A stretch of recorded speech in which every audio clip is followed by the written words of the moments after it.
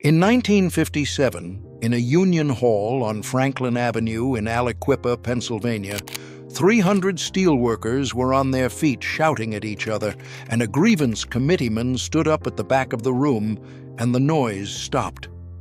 He held no office worth the name, was not big, was not loud, and had no more schooling than the men around him. A mill hand out of the J&L works that ran 4.5 miles along the Ohio and employed nearly every man in town. But when he stood, men who would interrupt anybody sat down and waited, and when he spoke, the room leaned in. He had what men called presence, and it was not a gift he was born with.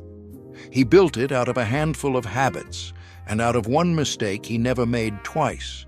And the habit underneath all of it, the one that mistake taught him, is number one. He was not unusual. In the mills and halls and firehouses of that America, there was a man like him in every town, no title, no volume, no size, but a weight that made a room quiet when he had something to say. It was not dominance or swagger. The loud men had those, and nobody listened to the loud men. It was the opposite, a stillness and an economy that made every word he spent land like a dropped stone. Then the world got faster and louder. We learned to talk over each other, to fill every silence, to say a great deal and mean very little of it. We became a people who are always talking and almost never listened to, and we called the noise confidence. Number 22 he did in the loudest room he was ever in, and it worked better than shouting ever could. Number 9 is why 300 angry men once went silent for him. And number 1, the single habit beneath the whole code, learned the hard way in 1948 on the worst day of his working life. The reason nobody in that valley ever talked over him again costs nothing and is the rarest thing in any room today. Stay with him to the end. This was not intimidation and not charisma. It was the opposite of both, a weight a man builds quietly in himself, out of restraint and honesty, until his presence does the work his volume never could.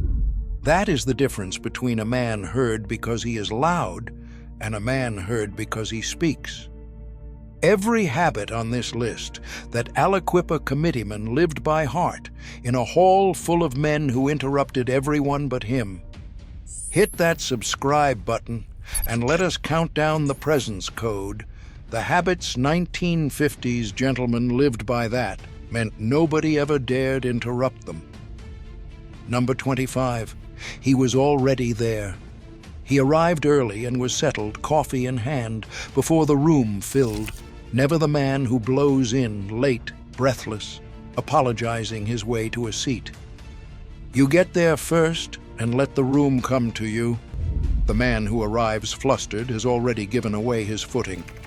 A judge in Wilmington in 1955 was on the bench a quarter hour before any lawyer.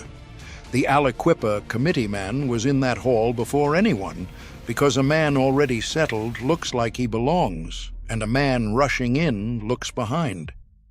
He never entered a room. He was in it, and the room came to him. Number 24, he stood still. No shifting, no rocking, no tapping, no fussing with his hands or collar. He stood the way a post stands, and the stillness read as depth. You quiet your body first. A still body reads as a settled mind, a busy one as a nervous man. A trainmaster in Altoona in 1956 could stand motionless on a platform in a crisis and calm everyone on it. The Aliquippa committeeman had a stillness that men found almost unnerving, because a man who does not fidget has nothing leaking out of him. Movement is noise the body makes. He made none. Number 23, he let the question land before he answered.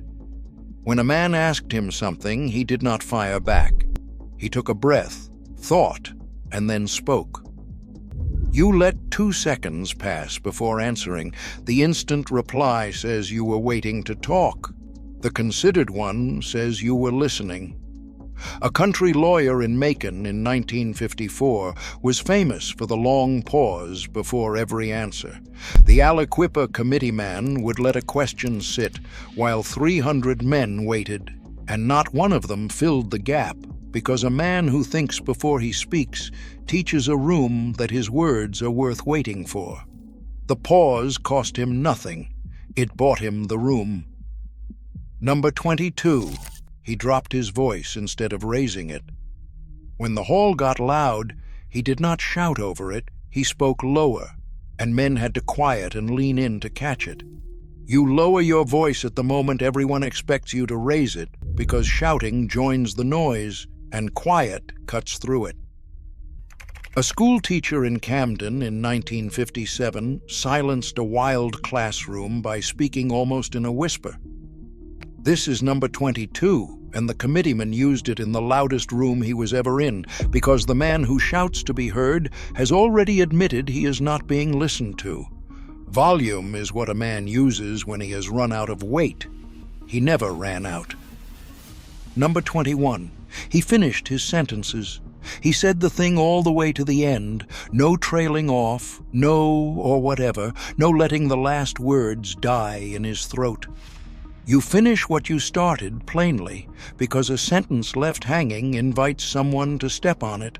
A radio announcer in Des Moines in 1955 never let a line trail into mumble.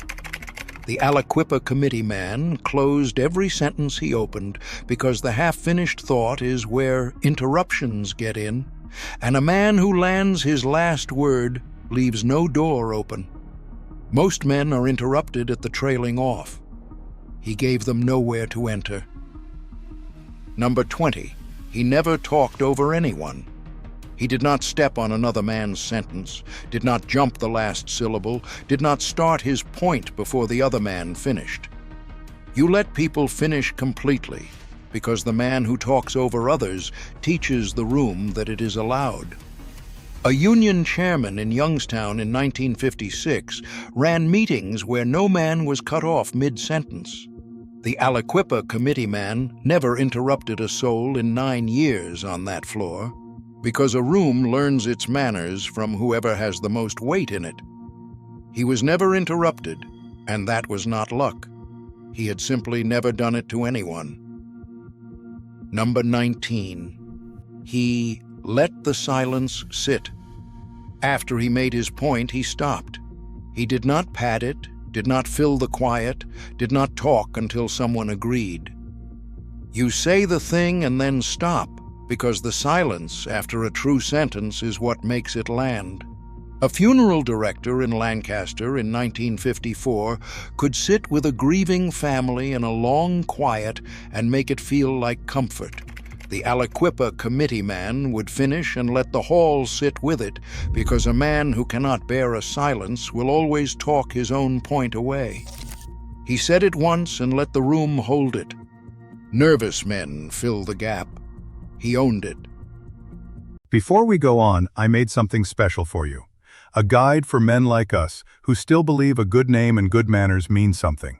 It's the Lost Gentleman's Code, the old-fashioned manners American gentlemen once lived by, the kind that make you the man everyone respects, welcome in any room you walk into. But these ways are disappearing fast, and once they're gone for good. I've put together 2 books for you, plus a free bonus. Don't spend another year being the man people overlook. Scan the QR code on screen or click the link below. Go ahead, I'll wait. Number 18. He said, "I don't know," without flinching. When he did not know a thing, he said so plainly, without embarrassment, and then went and found out.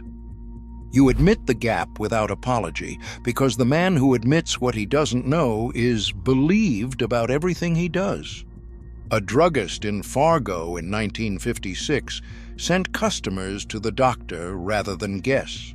The Aliquippa committeeman would tell a hall of men he'd have to check and come back with the answer next week. And did, because a man who never says "I don't know" is a man whose certainties are worth nothing. Bluffers get caught. He was never once caught, because he never once bluffed. "Here is the trade we made," said plainly. Every habit in this code asks the same thing, that a man hold something back: his volume, his hurry, his need to be agreed with, his urge to fill every quiet and let his words be few and true instead. That is restraint, and restraint is the one thing our world now punishes. We built a culture that rewards the fastest talker and the loudest take. We learned to interrupt, to talk in order to be seen talking, to say 10 sentences where one would do. And having filled the air completely, we find that almost nothing anyone says has any weight at all. A room of people all transmitting, none of them heard, every one of them wondering why no one listens. Number 17. He said it once. He made his point one time, clearly, and did not repeat it, restate it, or circle back. You say it once and trust it landed, because repetition tells a room you doubt your own weight. A foreman in Weirton in 1955 gave an order once and it was always followed. The Aliquippa committeeman never said the same thing twice in that hall, because the man who repeats himself is asking to be believed, and the man who says it once has assumed he already is. Repetition is a kind of pleading. He never pleaded for a hearing. Number 16. He never bluffed or exaggerated. He did not inflate a number, oversell a claim, or promise what he could not deliver.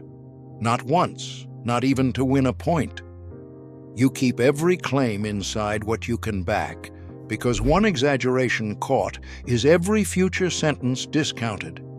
A grain buyer in Salina in 1957 quoted, "Honest weights when shading them would have paid."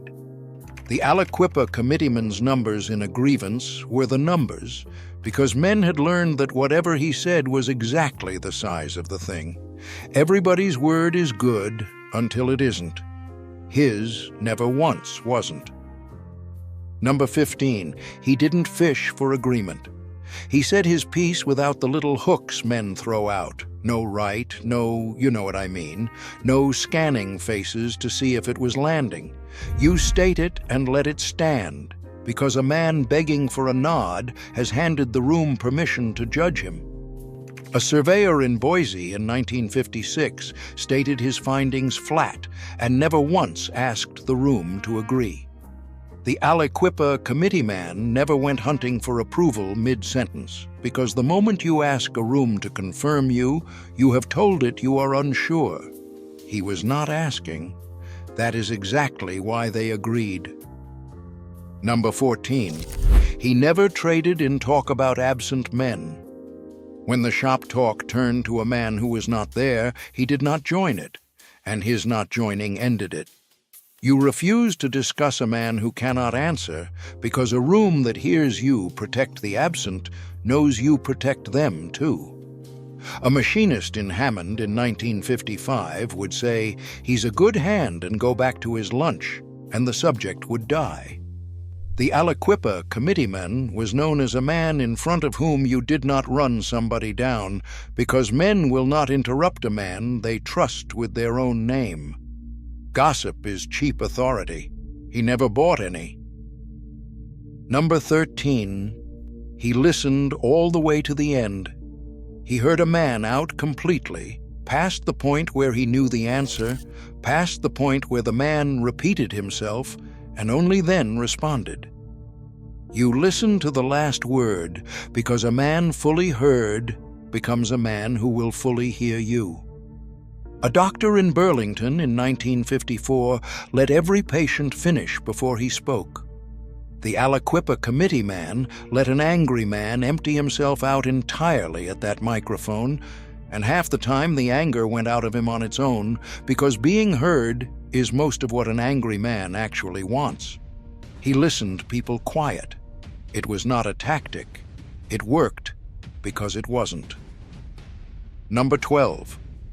He asked a question instead of winning the argument. When a man came at him hard, he did not counterpunch. He asked one plain, honest question and let the man answer it. You ask instead of firing back, because a question invites a man to think, and a counterattack only invites him to swing. A mediator in Toledo in 1957 could take the heat out of a room with one careful question. The Aliquippa committeeman diffused more fights with a question than any man in that valley ever did with a fist or a shout, because the man who needs to win every exchange loses the room he is winning in. He rarely argued, and he rarely lost. Number 11. He never named his own credentials. He did not remind anybody of his years, his record, his standing, or what he had done for them. He simply let the work be known by the men who had seen it. You never announce your own weight, because the man who has to tell you he matters is telling you he suspects he doesn't.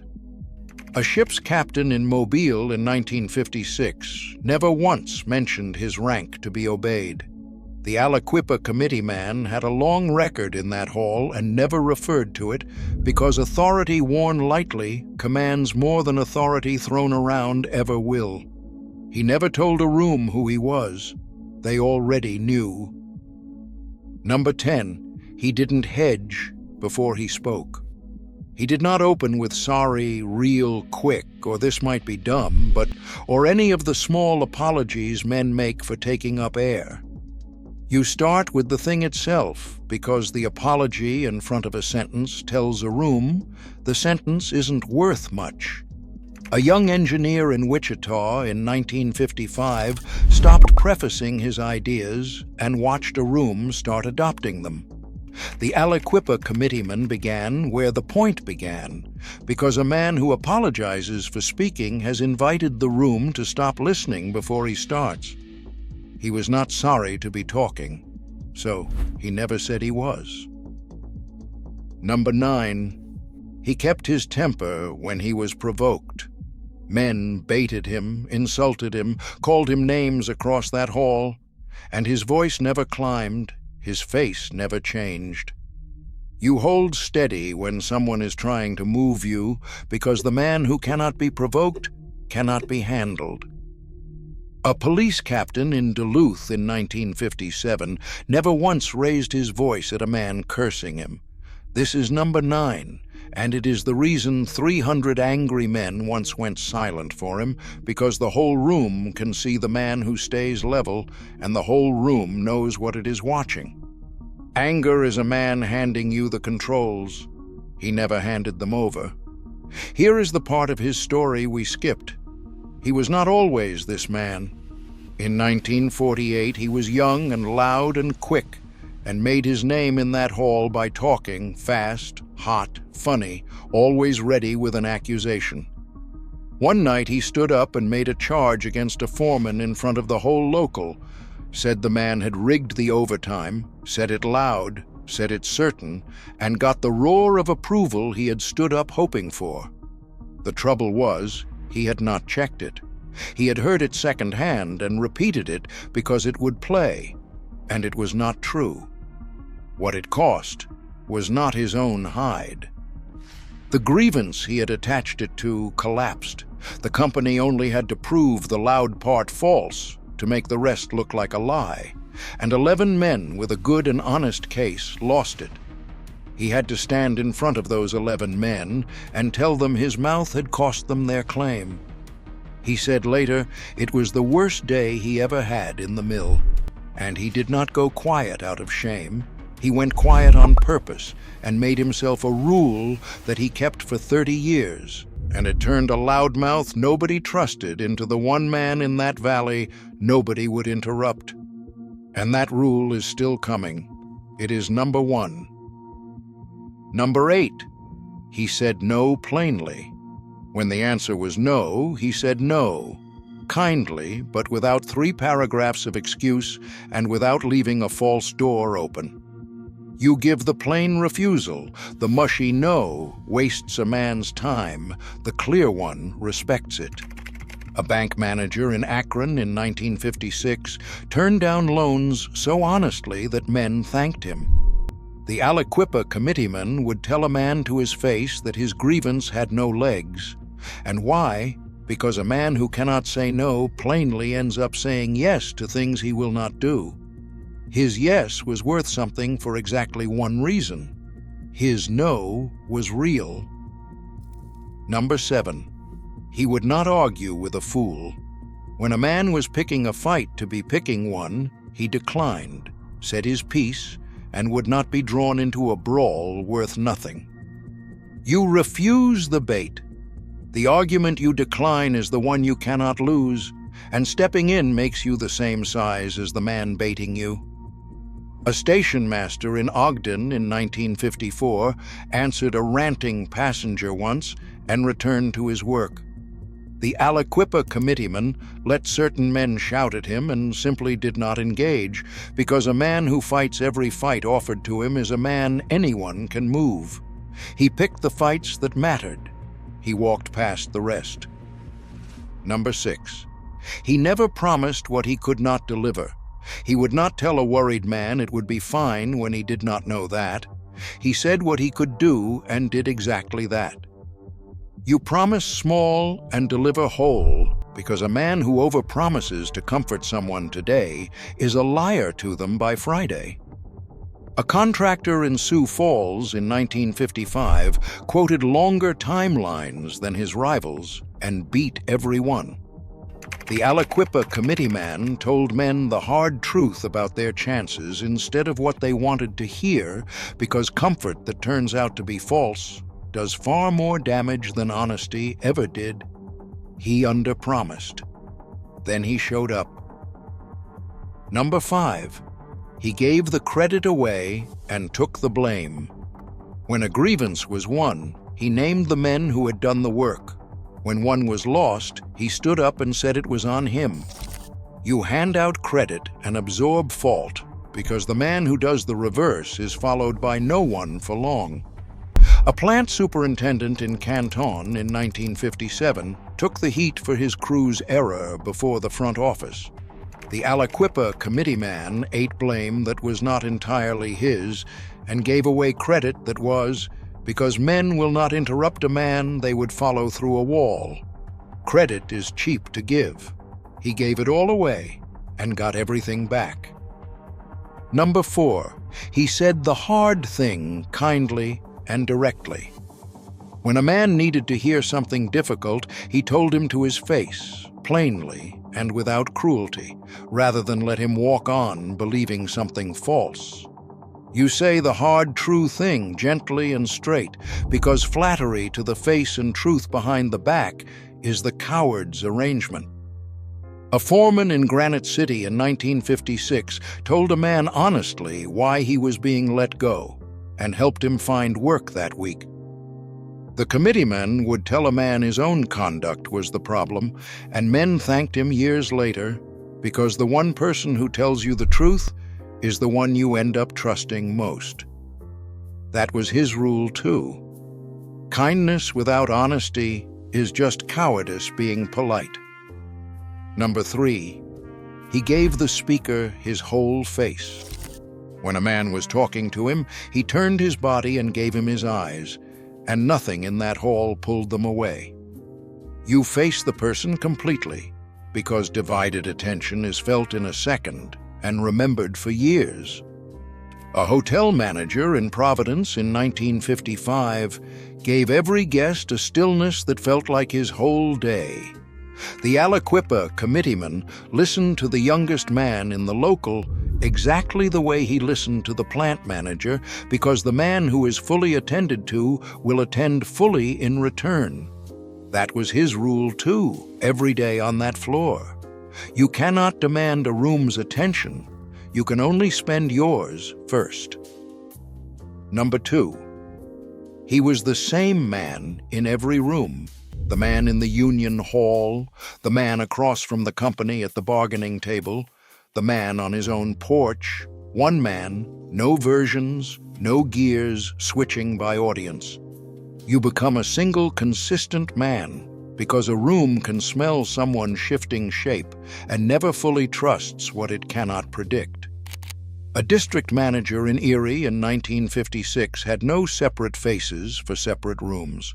The committeeman spoke to the company exactly as he spoke to his own men, because a man who cannot be surprised into being someone worse is one you can build a life around. That was his rule, too. There was only ever one of him. Number 1. He never said a word he didn't mean. That is the whole of it. Not one exaggeration, not one claim he had not checked, not one promise he was not certain he could keep, not one thing said only because it would land well in the room. This is the thread that has run under every minute of this list since the first. Because here is what that terrible night in 1948 taught a loud young man, the thing the entire code is built on. The reason nobody interrupts a man is that everything he says is worth hearing, and everything he says is worth hearing only when everything he says is true. Every other habit on this list was a way of protecting that one thing. He said it once because it was true the first time. He never bluffed, because a bluff is a word he did not mean. He let silences sit because he would not spend a word he had nothing behind. He kept his temper because anger makes a man say things he will have to take back. Words are currency, and he refused all his life to print any he could not back. So when he finally spent one, the whole room knew it was good. Men interrupt the man whose words are cheap because there is no cost to cutting off someone who is only making noise. Nobody interrupted him because everybody in that hall had learned that if he was talking, something true was about to be said, and they did not want to miss it. That is the habit almost no one keeps now, in an age where everyone is saying everything and meaning almost none of it. It costs no money, no size, and no volume. It asks only that you say less and mean all of it. He did it for 30 years, and a mill hand with no title became the one man in the Ohio Valley that 300 shouting steelworkers would go quiet to hear. None of these habits required money or size or education or a single advantage that Aliquippa mill hand did not have. They required only a man willing to hold his volume, his temper, and his tongue, and let the few words he spent be entirely and always true. The men who carried themselves that way are mostly gone now, and we, who can broadcast every thought in a second, talk constantly and are almost never heard. We mistook noise for presence and speed for confidence, and lost the weight that only silence and honesty ever gave a man. But the code was never complicated and never cost a cent. It waits in every person willing to arrive early and stand still, to let a question land, to say it once, to admit what they don't know, and to never once say a word they do not mean, waiting for anyone willing to become, in a world that will not stop talking, the rare man a room goes quiet to hear.